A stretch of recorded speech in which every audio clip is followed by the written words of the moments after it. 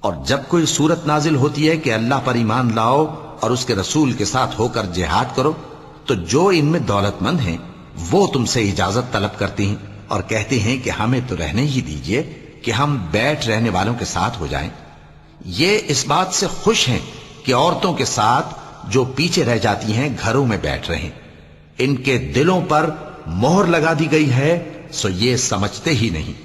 لیکن پیغمبر اور جو لوگ ان کے ساتھ ایمان لائے سب اپنے مال اور جان سے لڑے۔ انہی لوگوں کے لیے بھلائیاں ہیں اور یہی مراد پانے والے ہیں۔ اللہ نے ان کے لیے باغات تیار کر رکھے ہیں جن کے نیچے نہریں بہ رہی ہیں، ہمیشہ ان میں رہیں گے، یہی بڑی کامیابی ہے۔